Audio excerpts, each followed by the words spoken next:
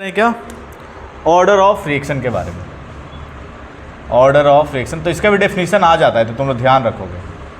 Order of reaction तो लिख लो इसमें ऑर्डर ऑफ रिएक्शन में the sum of power of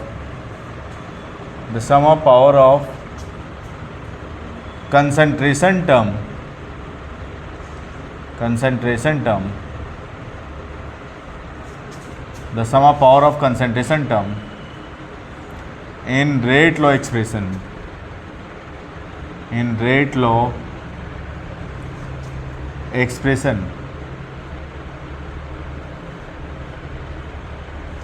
the sum of power of concentration term in rate law expression is known as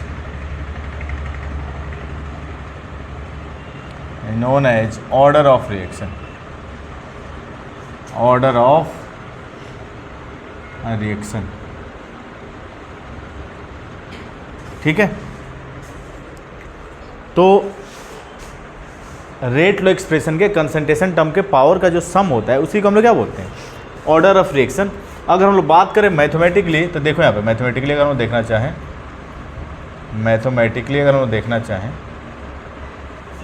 तो क्या हो जाएगा, तो कोई ए और बी आपका रिएक्टेंट है जो पी प्रोडक्ट फॉर्म कर रहा है जिसके coefficient small A and small B है। क्लियर है। तो अकॉर्डिंग टू रेट लो बताया था आपको क्या होता है वंशी का, के इंटू कंसंट्रेशन ए के पावर एक्स इंटू बी के पावर वाई। इसे इक्वेशन फर्स्ट ले लेते हैं और इसी एक्सप्रेशन को हम लोग क्या बोलते हैं, रेट लो या रेट एक्सप्रेशन। और इस रेट एक्सप्रेशन के कंसंट्रेशन टर्म का पावर का जो सम है वो क्या है, एक्स प्लस वाई, और एक्स प्लस वाई को हम लोग क्या लिखते हैं, एन, और एन ही आपका क्या है, order of reaction. Order of reaction clear है। ठीक है स्वर्धन, आसान है। डिफरेंट ऑर्डर ऑफ रिएक्शंस के लिए यूनिट भी के की क्या होती है, डिफरेंट होती है। यानी स्पेसिफिक रेट कांस्टेंट का आपका क्या होगा, यूनिट जो होगा वो डिफरेंट होगा डिफरेंट ऑर्डर ऑफ रिएक्शंस के लिए। तो अगर हम लोग बात करें यहाँ पे यूनिट ऑफ के की, तो इसके पहले ही मैंने बता रखा है, फिर से बता दे रहा हूँ। यूनिट ऑफ के, तो के का एक्सप्रेशन आपको क्या मिला था, के का एक्सप्रेशन क्या मिला था, जो जनरलाइज फॉर्म था, मोल पर लीटर के power 1 minus N time inverse. Time कुछ भी हो सकता है, मिनट, आवर, सेकेंड। ठीक है। तो अगर हम लोग बात करें इसमें फर्स्ट फॉर जीरो ऑर्डर के लिए, किसके लिए, जीरो ऑर्डर के लिए, तो n क्या हो जाएगा निशा, n इज इक्वल टू क्या हो जाएगा, जीरो। और n अगर यहाँ पर हम लोग जीरो रखें तो k की यूनिट क्या मिल जाएगी आपको, मोल पर लीटर टाइम इनवर्स, मोल पर लीटर टाइम इनवर्स। उसी तरह से सेकंड अगर हम लोग बात करें फॉर फर्स्ट ऑर्डर के लिए, किसके लिए, फॉर फर्स्ट ऑर्डर के लिए, तो n इज इक्वल टू क्या हो जाएगा, 1, और k की यूनिट क्या हो जाएगी बताओ, 1 माइनस 1 क्या हो जाएगा, 0, और समथिंग के पावर 0 क्या होता है, 1, यानी सिंपल आपकी यूनिट क्या हो जाएगी, टाइम इनवर्स। उसी तरह से थर्ड में अगर हम लोग देखें फॉर सेकेंड ऑर्डर के लिए, तो n इज इक्वल टू क्या हो जाएगा, 2, और n अगर हम लोग 2 रखें तो k की यूनिट क्या मिल जाएगी आपको, mole inverse litre time inverse. Clear है। तो इस तरह से हम लोग क्या निकाल सकते हैं, k की यूनिट निकाल सकते हैं डिफरेंट ऑर्डर ऑफ रिएक्शंस के लिए। क्लियर है। ये तो हो गया होगा सबका, इसे साफ कर दूं तो लिखते चलो तुम लोग, लिखते चलो फर्स्ट। ठीक है। ऑर्डर की, जीरो ऑर्डर की कुछ कैरेक्टरिस्टिक्स हैं जिसको आपको ध्यान में रखने। ठीक है। जीरो ऑर्डर की जो कुछ कैरेक्टरिस्टिक्स हैं, तो अगर हम लोग बात करें कैरेक्टरिस्टिक्स की तो तुम लोग लिखते चलो यहाँ पे।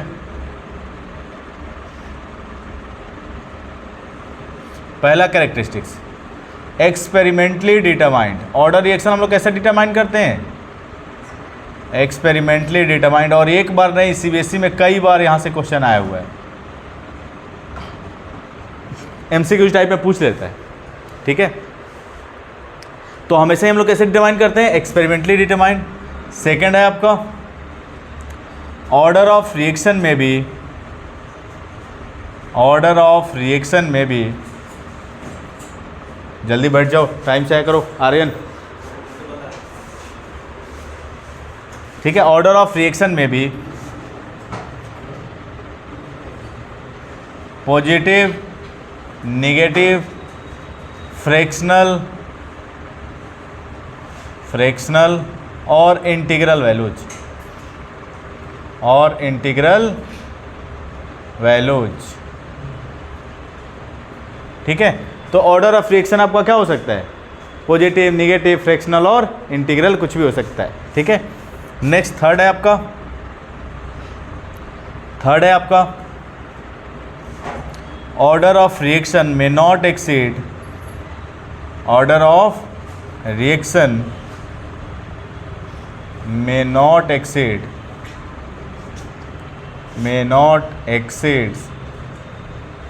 more than 3,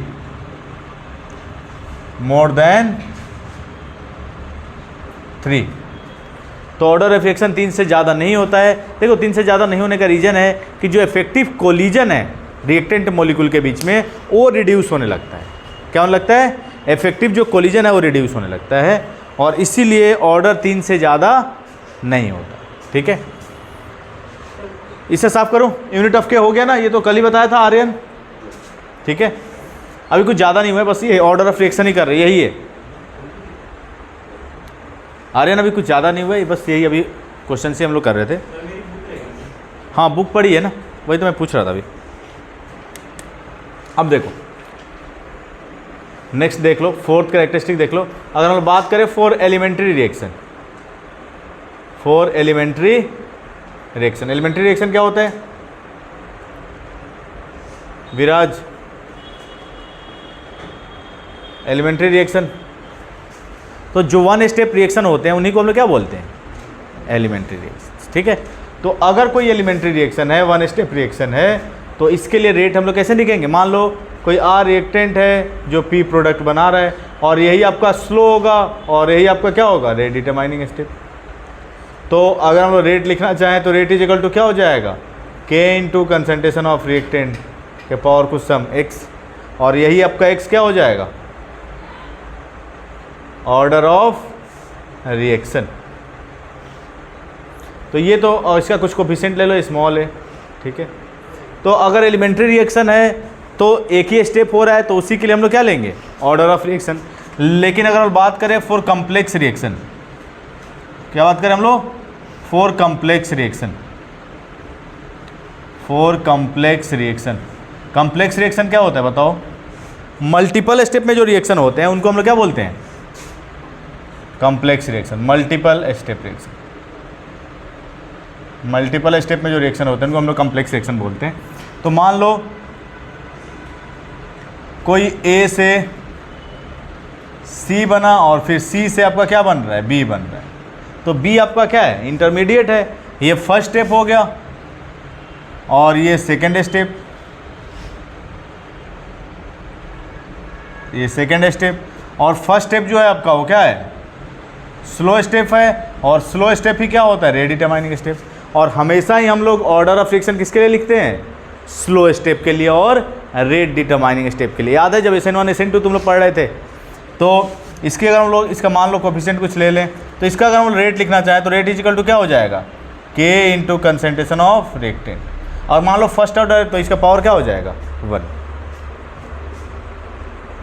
क्लियर है। तो अगर मल्टीपल स्टेप में रिएक्शन हो रहे हैं तो आपको क्या करना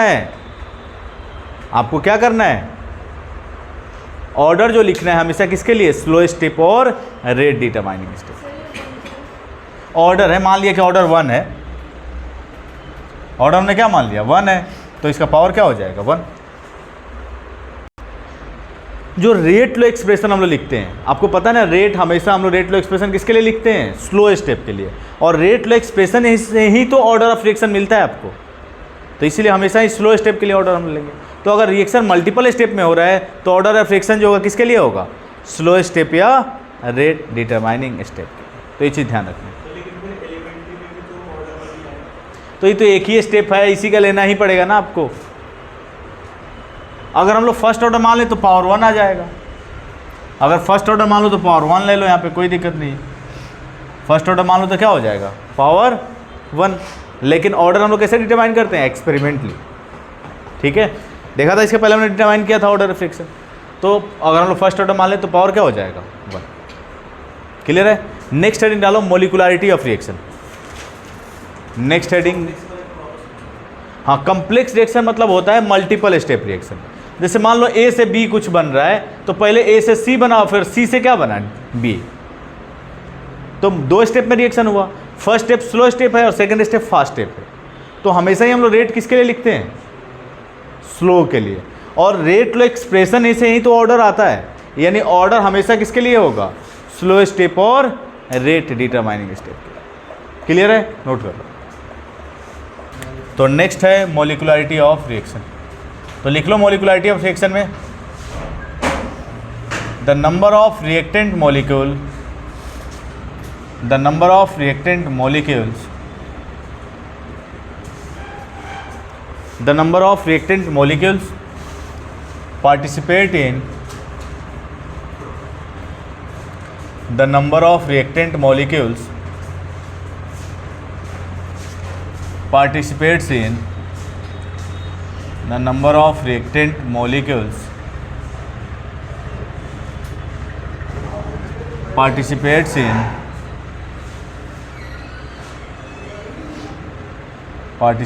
in slow step और rate determining step of reaction. Slow step और rate determining step of reaction, यानी कि अगर कम्प्लेक्स रिएक्शन होंगे तो आपको मोलिकुलरिटी किसके लिए लिखनी है, rate determining step of reaction के लिए।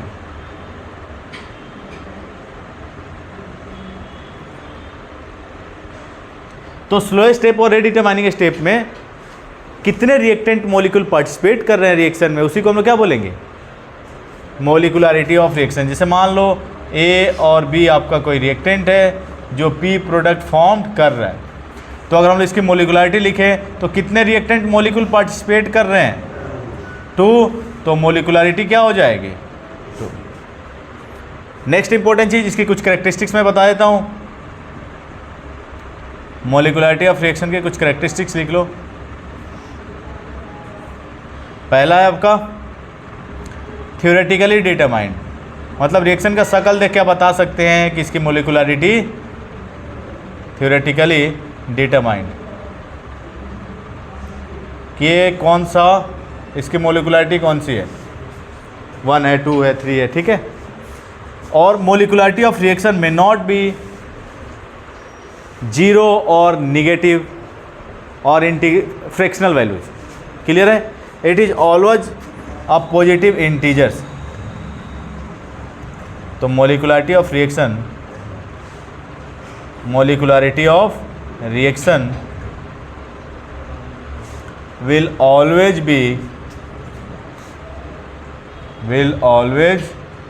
be a positive integral values, या पॉजिटिव इंटीजर्स कर लो, ठीक है। तो मोलिकुलरिटी कहीं भी 0 और नेगेटिव नहीं हो सकता है। ये बताओ रिएक्टेंट मॉलिक्यूल 0 हो सकते हैं क्या, भाई रिएक्टेंट मॉलिक्यूल 0 हो जाएंगे तो रिएक्शन होगा ही नहीं। निगेटिव हो सकते हैं क्या, नहीं। तो मोलिकुलरिटी जो है ना ही 0 हो सकती है और ना ही निगेटिव हो सकती है, हमेशा क्या होगा, positive integers. Next, molecularity of reaction may not exceed more than 3। Molecularity of reaction, molecularity of reaction may not exceeds more than 3, more than 3। अब देखो ये तुम लोग क्वेश्चन पूछते हो कि 3 से ज़्यादा क्यों नहीं हो सकता है, तो हम लोग कोलिजन थ्योरी पढ़ते हैं। कोलिजन थ्योरी ये बोलता है कि जब तक रिएक्टेंट मॉलिक्यूल आपस में इफेक्टिव कोलिजन नहीं देंगे तब तक वो प्रोडक्ट फॉर्म्ड नहीं कर सकते। तो 3 से ज़्यादा जैसे ही मोलिकुलरिटी होती है तो जो नंबर ऑफ इफेक्टिव कोलिजन हो रहे हैं, वो नंबर ऑफ कोलिजन जो होते हैं रिएक्टेंट मॉलिक्यूल्स के बीच में, वो कोलिजन क्या होने लगता है, कम होने लगता है। तो इसीलिए मोलिकुलरिटी हम 3 से ज़्यादा नहीं रखती, ठीक है। तो क्योंकि नंबर ऑफ इफेक्टिव कोलिजन क्या होने लगते हैं, कम होने लगते हैं। क्लियर है। अब देखो यहाँ पे आपको कम्प्लेक्स रिएक्शन और मल्टीपल स्टेप रिएक्शन के लिए कुछ लिखने की जरूरत नहीं है, क्योंकि यहाँ पे डेफिनेशन में मैंने ऑलरेडी मेंशन कर रखा है कि मोलिकुलरिटी हमेशा किसके लिए लिखते हैं, स्लो स्टेप और रेट डिटरमाइनिंग स्टेप। यानी अगर रिएक्शन मान लो मल्टीपल स्टेप में हो रहा है तो हमेशा मोलिकुलरिटी किसके लिए लेंगे, स्लो स्टेप के लिए और रेट डिटरमाइनिंग स्टेप के लिए। जैसे SN1 SN2 तुम लोग पढ़ रहे थे, उसमें बताया था आप लोग को, उसमें क्या होता, फर्स्ट स्टेप में कार्बोकेटाइन बन रहा था, और जिसमें कार्बोकेटाइन बनता था वो स्टेप क्या होता था, स्लो स्टेप होता था। और उस स्लो स्टेप में कितने रिएक्टेंट मॉलिक्यूल पार्टिसिपेट करते थे, सिर्फ एक ही, और वो कौन सा होता था, एल्काइल हैलाइड, और एल्काइल हैलाइड से ही तो कार्बोकेटाइन बनता था। तो एल्काइल यानी कि एक ही रिएक्टेंट मॉलिक्यूल पार्टिसिपेट कर रहा है, इसलिए उसको मोलिकुलरिटी क्या होगी, 1, और इसलिए उसको यूनिमोलिकुलर न्यूक्लियोफिलिक सब्स्टिट्यूशन भी बोलते हैं। तो एग्जाम में कहीं आ जाए फर्स्ट ऑर्डर न्यूक्लियोफिलिक सब्स्टिट्यूशन के साथ साथ उसका एक और नाम क्या है, यूनिमोलिकुलर न्यूक्लियोफिलिक सब्स्टिट्यूशन, तो कंफ्यूज नहीं होना। क्लियर है, जल्दी करें ईश्वर। नेक्स्ट है integrated rate equation. Integrated rate equation, तो करवा चौथ की छुट्टी नहीं होती है तुम लोग के स्कूल में, हुई थी छुट्टी? इंटीग्रेटेड क्या, फीमेल टीचर नहीं आती होंगी। इंटीग्रेटेड रेट इक्वेशन देखो अब समझोगे। हम लोग फर्स्ट डिस्कस कर रहे हैं, फर्स्ट हम लोग डिस्कस कर रहे हैं फॉर जीरो ऑर्डर के लिए, किसके लिए, फिर जीरो ऑर्डर के लिए। बताओ जीरो ऑर्डर के लिए n क्या हो जाएगा, यशवर्धन, 0, ठीक है। लिखो नहीं, पहले समझ, अभी मैंने मना के फिर तुम लोग चालू हो गए, समझ लो फिर लिख लेना एक बार, ठीक है। जीरो ऑर्डर का तो एटलीस्ट समझ लो, फिर फर्स्ट ऑर्डर में तुम लोग लिखते चलना, कोई दिक्कत नहीं, अप्रोच पता चल जाएगा कैसे करना है। अब देखो कोई आपका R रिएक्टेंट है जो P प्रोडक्ट फॉर्म कर रहा है, क्या फॉर्म कर रहा है, P प्रोडक्ट फॉर्म कर रहा है। T = 0 पे इनिशियल हम लोग रिएक्टेंट का जो कंसंट्रेशन है हमने क्या ले लिया, R0, और आफ्टर टाइम T रिएक्टेंट का जो कुछ कंसंट्रेशन हमने ले लिया, क्या ले लिया, R। आफ्टर टाइम T, मान लो T = 0 पे स्टार्ट हुआ रिएक्शन, 10 मिनट बाद उसका कुछ कंसंट्रेशन क्या हो गया, R हो गया, ठीक है। अब इसके लिए अगर हम लोग रेट लो का एक्सप्रेशन लिखना चाहें, विराज बताओगे रेट लो एक्सप्रेशन क्या होगा, गधे, रेट = क्या हो जाएगा, K into concentration of reactant, और जो भी ऑर्डर है वो पावर में आ जाएगा। एक बार नहीं 100 बार बताया हुआ है, किसी भी रिएक्शन का रेट लो लिखना है तो rate = K into concentration of reactant. Reactant की जगह घोड़ा तो यहाँ पे भी घोड़ा, हाथी तो यहाँ पे भी हाथी, ठीक है। जो रिएक्टेंट होगा उसको यहाँ पे रख लेना है। तो यहाँ पे रिएक्टेंट आपने क्या लिया है, R, तो कंसंट्रेशन ऑफ R, और ऑर्डर आपने ऑलरेडी क्या रखा है, 0, तो पावर क्या हो जाएगा, 0। इसे हम लोग ले लेते हैं इक्वेशन फर्स्ट। भानु तुम, आर्यन, रेट ऑफ रिएक्शन आपको बताना है इन टर्म ऑफ अपीयरेंस और डिसअपीयरेंस इस रिएक्शन के लिए, तो क्या हो जाएगा, minus change in concentration of reactant upon change in time, equation second. कोई डाउट है विराज? अब देखो दोनों ही रेट है, तो LHS इक्वल, तो RHS को क्या कर सकते हैं, इक्वेट कर सकते हैं। तो अगर हम यहाँ से इक्वेट करें तो क्या लिख सकते हैं, -dR/dt = K। बताओ समथिंग के पावर 0 क्या हो जाएगा, 1। इसको लिखने की जरूरत है क्या, ठीक है। और यहाँ से हम लोग लिखना चाहें तो dR = -K/dt लिख सकते हैं क्या, कोई डाउट है? जीरो ऑर्डर का मतलब ये है कि रिएक्शन का जो रेट है वो कंसंट्रेशन पे डिपेंड, रिएक्टेंट के कंसंट्रेशन पे डिपेंड कर ही नहीं रहा है। रिएक्शन का जो रेट है वो कंसंट्रेशन पे डिपेंड कर ही नहीं रहा है, ठीक है। जनरली जो रिएक्शंस मेटल के सरफेस पे होते हैं ना, मेटल के सरफेस पे जो रिएक्शंस होते हैं जनरली वो कौन से रिएक्शन होते हैं, जीरो ऑर्डर रिएक्शंस होते हैं, ठीक है। ये हो गया। अब देखो इसे हम लोग ले लेते हैं, on integrating both side above equation, on integrating both side, on integrating both side on integrating both side the above equation. तो इस ऊपर वाले इक्वेशन को हम लोग क्या करते हैं, दोनों साइड हम लोग इंटीग्रेट कर रहे हैं। किसको, इस वाले इक्वेशन को इंटीग्रेट करो, क्या हो जाएगा, क्या हो जाएगा, डी आर, और आपको पता है इंटीग्रेशन में कि कांस्टेंट को क्या कर लेते हैं बाहर, और ये क्या हो जाएगा डी टी। कोई डाउट है विराज? और डी आर का इंटीग्रेशन क्या हो जाएगा आर, डी आर का इंटीग्रेशन आर, और ये माइनस के, और डी टी का इंटीग्रेशन टी, और प्लस क्या हो जाएगा सी, क्योंकि इनडेफिनिट इंटीग्रेशन है तो सी। अब देखो यहाँ पर समझोगे, अगर मैं ले लूँ यहाँ पे I T is equal to zero, T is equal to क्या ले लूँ जीरो, तो टी जीरो मैं कर दूंगा तो के भी क्या हो जाएगा जीरो, और सी किसके इक्वल हो जाएगा आर, सी किसके इक्वल हो जाएगा आर, और ये आर किसके इक्वल हो जाएगा R naught K. T is equal to zero पे आर किसके इक्वल है आर नॉट। कोई डाउट है वंशिका? देखो यहाँ पे फिर से समझ लो, टी आपने जीरो किया तो T is equal to zero पे कौन सा कंसंट्रेशन मिलेगा आर नॉट ही तो मिलेगा, यानी आर किसके इक्वल हो जाएगा आर नॉट के। क्लियर है? अब ये वैल्यू हम लोग रखे ऊपर वाली इक्वेशन में, तो आर इज इक्वल टू क्या हो जाएगा माइनस के टी, और प्लस ये क्या हो जाएगा आर नॉट। अब देखो इसका एक ग्राफ हम लोग देखेंगे, Y is equal to minus M X plus C, straight line cut through a C distance, लेकिन स्लोप क्या मिलेगा निगेटिव, स्लोप क्या मिलेगा, और ग्राफ से भी क्वेश्चन कई बार आए हुए हैं तो ध्यान रखना है। अब देखो ये ऊपर वाली इक्वेशन को अगर हम लिखना चाहें तो K T is equal to initial concentration minus final concentration, और के इज इक्वल टू और लिखना चाहे तो क्या हो जाएगा initial concentration minus final concentration, और डिवाइडेड बाई क्या हो जाएगा T, and this is the expression of a specific rate constant for zero order reaction. इसके लिए स्पेसिफिक रेट कांस्टेंट है फॉर जीरो ऑर्डर रिएक्शन। कोई डाउट है?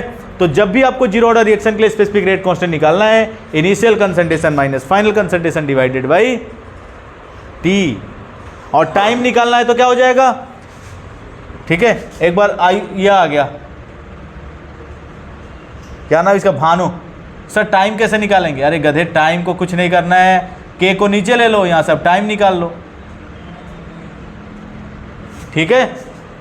तो ये कोई अलग से एक्सप्रेशन बनाने की जरूरत नहीं थी, लेकिन मैंने बना दिया क्योंकि तुम लोग इस टाइप के क्वेश्चंस लेके आ जाते हो, ठीक है। तो यहाँ से तुम लोग टाइम भी निकाल सकते हो कि कंसंट्रेशन में कितना चेंजेस आया, ठीक है। अब इसका थोड़ा सा हम लोग ग्राफिकल रिप्रेजेंटेशन देख लेते हैं, इसका हम लोग देख लेते हैं ग्राफिकल रिप्रेजेंटेशन। ग्राफिकल रिप्रेजेंटेशन,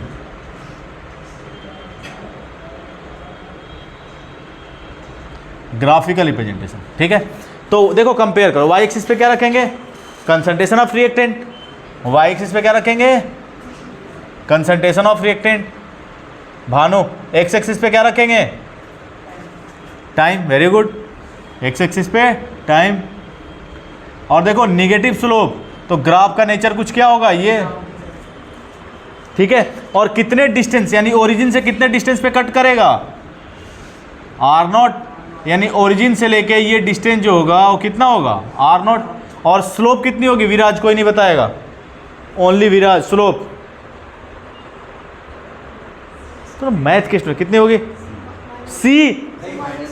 देखो ये कंपेयर कर लो, ये जो माइनस एम है यही तो के है, यानी स्लोप जो होता है एम होता है, और एम के कंपेयर करोगे किसके इक्वल आ रहा है माइनस के, तो स्लोप क्या हो जाएगा माइनस के। तो आपसे पूछ लेगा, आपसे क्वेश्चन में क्या पूछता है कि बताओ ग्राफ दे देगा, क्या दे देगा ग्राफ। आपसे पूछेगा बताओ कि स्पेसिफिक रेट कांस्टेंट क्या होगा, और उसमें दे देगा कि रिएक्शन मतलब स्लोप जो है इस ग्राफ का ये है, तो जो स्लोप होगा वही क्या होगा स्पेसिफिक रेट कांस्टेंट। तो कंपेयर करने वाले क्वेश्चन बहुत आते हैं, इसके कंपेयर करके वैल्यू निकालने वाले क्वेश्चन इस पर काफ़ी आते हैं, कर सकते हो। कोई डाउट है नोट कर लो जल्दी से fast. Some enzyme catalysed reactions, some enzyme catalyzed reactions, some enzyme catalyzed reactions, enzyme catalyzed reaction देखे थे ना तुम लोग बायोमोलिकुल्स में, ठीक है। माल्टेज को, सुक्रोज को कैसे हम लोग कैटलाइज करते थे, ठीक है। some enzyme catalyzed reactions and reactions which occurs on metal surface and reactions which occurs on metal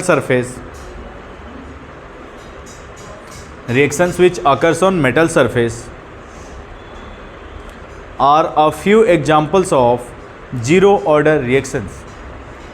repeat करूँ आर्यन, फिर से रिपीट कर दे रहा हूँ. Some enzyme catalyzed reaction and reaction which occurs on metal surfaces are a few examples of zero order reaction. Clear है? तो enzyme catalyse जितने reaction होते हैं सारे क्या होते हैं? Zero order. और वो रिएक्शन जो मेटल के सरफेस पे होते हैं, जो बताया था अभी आपको, वो भी क्या होते हैं? Zero order reaction. क्लियर है? किसके लिए हम लोग देख रहे हैं? फॉर फर्स्ट ऑर्डर के लिए. हम लोग को दो ही ऑर्डर के लिए पढ़ना है, फॉर फर्स्ट ऑर्डर. जेई के सिलेबस में सेकेंड ऑर्डर भी है, लेकिन आपके बोर्ड के एग्जाम में सेकेंड ऑर्डर नहीं है. ठीक है? अगर सेकेंड ऑर्डर जानना है तो अलग से मैं बता दूंगा तुम लोग. क्या है? क्योंकि कॉम्पिटिटिव एग्जाम के लिए पेपर हो रहा है, तो उसमें भाई सिलेबस तो बड़ा करना पड़ेगा ना. देखो यहाँ पे, तो फॉर फर्स्ट ऑर्डर की हम लोग बात करें तो देखो यहाँ पे कोई आर रिएक्टेंट है जो पी प्रोडक्ट फॉर्म कर रहा है. टी इज इक्वल टू 0 पे रिएक्टेंट का कंसंट्रेशन आर नॉट, और मान लेते हैं ये इसका कुछ अमाउंट इनिशियली कितना है? ए नॉट है. इनिशियली अमाउंट कितना है? ए नॉट है. आफ्टर टाइम टी अगर हम लोग बात करें तो फाइनल कंसंट्रेशन रिएक्टेंट का कितना हो गया? आर, और ए नॉट में से कुछ खत्म हुआ कितना?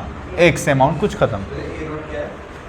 ये अमाउंट है रिएक्टेंट का, इनिशियली कुछ अमाउंट है और ये फाइनल उसमें क्या हो गया? ए नॉट में से कुछ खत्म हुआ. विराज फिर से मैं पूछ रहा हूँ तुमसे, रेट लॉ का एक्सप्रेशन बताओ. इस पर कोई नहीं बताएगा. के इंटू आर नॉट धो दूंगा कस के.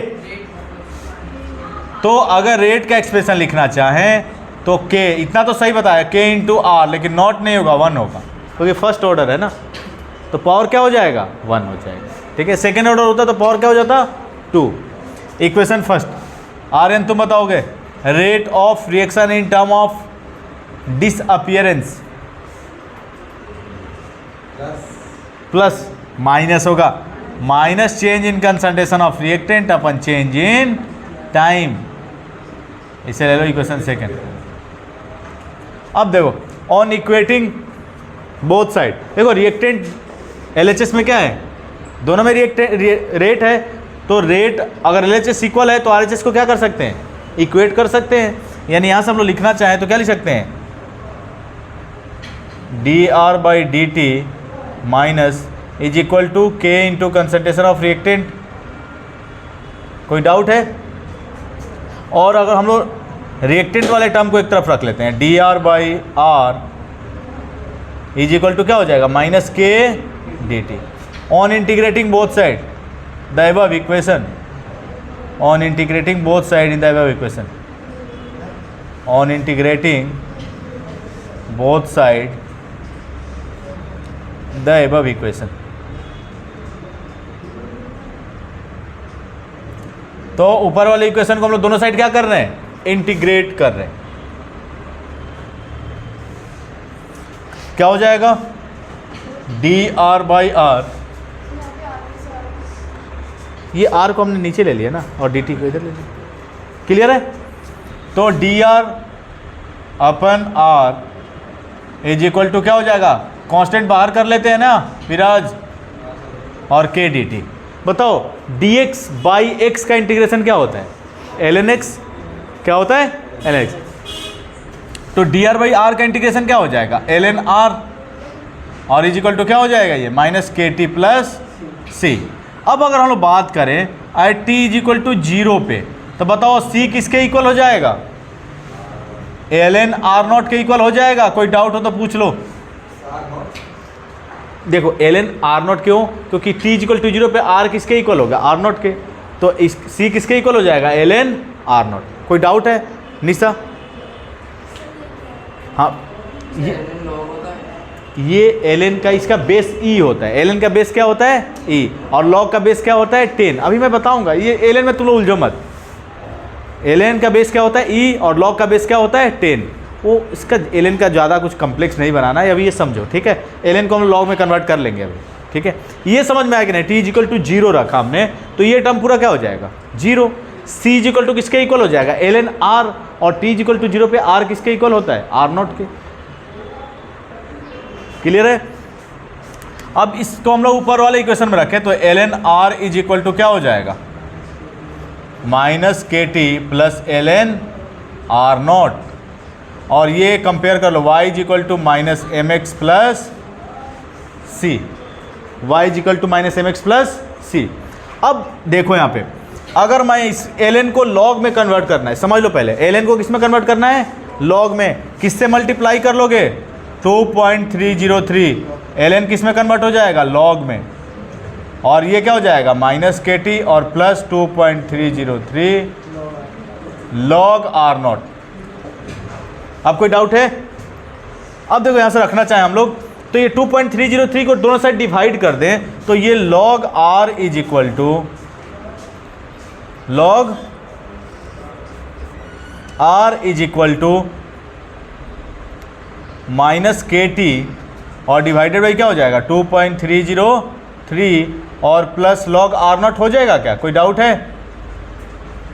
2.303 से दोनों साइड हमने डिवाइड कर दिया तो ये 2.3 कैंसिल आउट यहाँ पे। अब इसको भी कंपेयर कर लो, y is equal to minus M X plus C, इसका भी ग्राफ अभी हम लोग, ठीक है। और एक्सप्रेशन हम लोग लिखना चाहें किसका log का, अगर एक्सप्रेशन हम लोग लिखना चाहें यहाँ से तो देखो यहाँ से अगर के टी को इधर ले लें इस वाले इक्वेशन से, देखो यहाँ से तो K T is equal to क्या लिख सकते हैं 2.303 कॉमन हो जाएगा, 2.303 कॉमन हो जाएगा, क्या हो जाएगा log r0 minus log r हो जाएगा, और log a minus log b क्या होता है log a अपन b, यानी यहाँ से एक्सप्रेशन हम लोग क्या मिल जाएगा, यहाँ से एक्सप्रेशन k का क्या मिल जाएगा, तो k इज इक्वल टू हम लोग मिल जाएगा 2.303 डिवाइडेड बाई t log, देखो यहाँ पे लिख दे रहा हूँ, यहाँ पे ये कैप्चर हो रहा है, इस पर इधर हो रहा है कैप्चर, ये हो रहा है, ठीक है। अब देखो log a minus log b का फॉर्मूला क्या होता है log a अपन b, तो देखो log a minus log b क्या लिख सकते हैं log a अपन b, यानी log initial concentration upon final concentration, and this is the expression of a specific rate constant for first order reaction. और हम लोग लिखना चाहें तो k का एक्सप्रेशन और लिख सकते हैं क्या 2.303 divided by t log initially हमने अमाउंट कितना लिया था a0 अपन a0 माइनस x, तो ये भी एक्सप्रेशन आप रख सकते हैं। अब ग्राफिकल रिप्रेजेंटेशन देख लो पहले, graphical representation, graphical representation,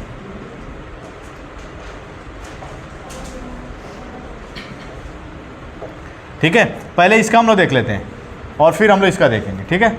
compare करो, y एक्सिस पे क्या रखोगे ln r, y एक्सिस पे थोड़ा छोटा ग्राफ बनाना पड़ेगा, इस पे हमारे पास कम है, ठीक है। y एक्सिस पे क्या रखेंगे ln r, और x एक्सिस पे क्या रखोगे टाइम, और स्लोप क्या होगा नेगेटिव स्लोप, और कितने डिस्टेंस पे कट करेगा ln r0, और स्लोप क्या होगा भानु माइनस के। अब इसका ग्राफ हम लोग देख रहे हैं, कंपेयर करो नीचे वाले का, बताओ y एक्सिस पे क्या रखोगे, यहां देखो log r0 sorry log r, y axis पे क्या रखोगे log r, x एक्सिस पे क्या रखोगे t, और कितने डिस्टेंस पे कट कर रहा है log r0 डिस्टेंस पे, किस पे log r0, और स्लोप क्या हो जाएगा बताओ, स्लोप क्या हो जाएगा माइनस के अपन 2.303। This is the graphical representation. है कोई डाउट, यस वर्धन, ठीक है। तो यहां से हम लोग क्या कर सकते हैं स्पेसिफिक रेट कांस्टेंट निकाल सकते हैं। ये इसका ग्राफिकल रिप्रेजेंटेशन है। अब इसके हम लोग हाफ लाइफ के बारे में बात करेंगे। तो डेरिवेशन भी एग्जाम में आते हैं, तो इंपॉर्टेंट है डेरिवेशन, इसलिए डेरिवेशन को भूलना नहीं है, ठीक है। रिजल्ट तो याद रखना ही है स्पेसिफिक रेट कांस्टेंट निकालने का, ठीक है। और भानु फिर क्वेश्चन मत पूछना कि सर टाइम कैसे निकालेंगे, ठीक है। तो टी को यहाँ लेके आ जाओ, के को नीचे लेके आ जाओ, तो इस टाइप का क्वेश्चन मत पूछ लेना, ठीक है।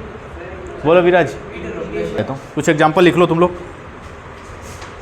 Hydrogenation of ethene is an example of first order reaction. Hydrogenation of ethene is an example of first order reaction. इसे साफ कर दो। Hydrogenation of ethene is an example of, hydrogenation of ethene is an example of first order reaction. Hydrogenation समझ रहे हो ना, H2 के addition को ही हम लोग क्या बोलते हैं, हाइड्रोजनेशन। तो hydrogenation of ethene is example of first order reaction. जैसे देखो यहाँ पे लिखने की जरूरत है क्या हाइड्रोजनेशन ऑफ इथीन की। नेक्स्ट लिख लो और example. All natural and artificial radioactive decay, all natural and artificial radioactive decay of unstable nuclei, radioactive decay of unstable nuclei takes place by first order reaction, takes place by first order reaction। decay of unstable nuclei takes place by first order reactions।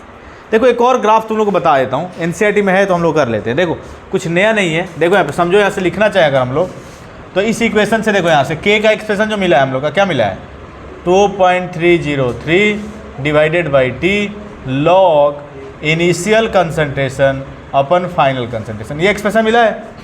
अगर हम लोग यहाँ से लिखना चाहें तो log on नहीं है, log initial concentration upon final concentration is equal to क्या लिख सकते हैं, के टी डिवाइडेड बाई 2.303। कोई डाउट है? अब देखो कंपेयर कर लो, y is equal to M X, M के जगह क्या आ जाएगा ये पूरा, और x के जगह क्या आ जाएगा टाइम। तो इसका भी ग्राफिकल रिप्रेजेंटेशन एनसीईआरटी में दे रखा है, तो हम लोग इसे कर लेते हैं। क्या हो जाएगा y एक्सिस पे log r naught upon r, और x एक्सिस पे क्या हो जाएगा टाइम, और y is equal to M X का ग्राफ क्या होता है, straight line passing through origin. और बताओ स्लोप कितना हो जाएगा, k अपन 2.30। तो ये भी ग्राफ आपको एनसीईआरटी में दे रखा है, तो हम लोग डिस्कस कर लेते हैं, ठीक है। एक क्वेश्चन कर लेते हैं, एक क्वेश्चन इस पे हम लोग कर लेते हैं। बाकी देखो क्या बोला आपसे कि फर्स्ट ऑर्डर रिएक्शन है, और फर्स्ट ऑर्डर रिएक्शन है 99% कंप्लीट होने में जो टाइम लग रहा है वो 2 गुना होगा, जिसमें टाइम 90% रिएक्शन कंप्लीट होने में जो टाइम लग रहा है उससे 2 गुना टाइम किस में लगेगा, 99% कंप्लीट होने में रिएक्शन। क्लियर है? तो देखो कैसे अप्रोच लोगे, समझोगे यहाँ पे। अगर हम बात करें 99% के लिए, किसके लिए 99% के लिए, तो क्या एक्सप्रेशन मिल जाएगा आपको 2.303 डिवाइडेड बाई के लॉग इनिशियली ये कितना होगा 100%, और 100 में से कितना खत्म हो रहा है 99, 100 में से कितना खत्म हो रहा है 99। तो t 99% अगर हम निकालना चाहें यहाँ से तो क्या आ जाएगा 2.303 डिवाइडेड बाई के लॉग, और लॉग क्या हो जाएगा 100, और लॉग 100 को हम लोग क्या लिख सकते हैं, देखो यहाँ सॉल्व करके यहाँ ये कैप्चर हो रहा है ना, देखो लॉग 100 को हम लोग 10 के पावर 2 लिख सकते हैं क्या, और लॉग के बेस का पावर हमेशा कहाँ जाता है साइड में, और log बेस 10, log 10 की वैल्यू कितनी होती है 1, यानी कि log 100 को डायरेक्टली हम लोग क्या लिख सकते हैं 2 लिख सकते हैं। तो यानी कि यहाँ से हम लोग t 99% लिखना चाहें तो क्या हो जाएगा 2.303 डिवाइडेड बाई के। देखो यहाँ से तुम लोग देख सकते हो, ठीक है, log के बेस का जो पावर होता है साइड में, और log बेस 10 की, log 10 की वैल्यू कितनी होती है 1, याद रखना है। तो यहाँ इसकी यानी log 100 की वैल्यू क्या हो जाएगी 2, तो इंटू 2। इसे हम लोग लेते हैं इक्वेशन फर्स्ट, क्या लेते हैं इक्वेशन फर्स्ट। अब देखो t 90% के लिए, किसके लिए t 90% के लिए यहाँ पे कर लेते हैं। अगर हम लोग t 90% के लिए देखें क्या हो जाएगा आर्यन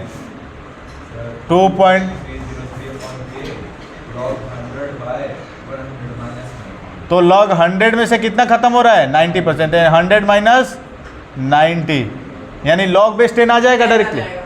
तो यहाँ से हम लिखना चाहें t 90%, तो 2.303 डिवाइडेड बाई k, और log ये क्या आ जाएगा 10, और log 10 की वैल्यू कितनी होती है? 1, यानी t 90% कंप्लीट होने में जो 90% कंप्लीट होने में जो टाइम लगा कितना लगा? 2.303 divided by k, equation second. अब देखो यहाँ से हम लोग करें equation first divided by equation second, क्या आ जाएगा बताओ? यहीं पे डिवाइड कर दें, यहीं पे डिवाइड कर दें, तो यहाँ से हम लोग डिवाइड कर दें इक्वेशन फर्स्ट को इक्वेशन सेकेंड से, तो क्या आ जाएगा?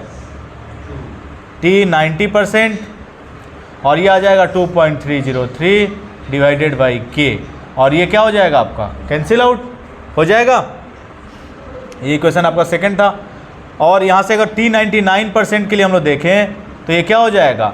2 टाइम्स ऑफ t 90%। प्रूफ हो गया? यही शो करना था आपको, यही क्या करना था आपको? शो करना था कि 90% जो कंप्लीट होने में टाइम लग रहा है और 99% कंप्लीट होने में जो टाइम लग रहा है, तो 99% जो टाइम लग रहा है हमेशा क्या होगा? 90% के 2 गुना होगा। तो देखो आ रहा है। तो ये इंपॉर्टेंट क्वेश्चन है, इस पर कई बार क्वेश्चन आए हुए हैं, तो ध्यान रखना है। ठीक है, तो आज के लिए इतना ही, इतना करके तुम लाओगे इस वक्त। ठीक है।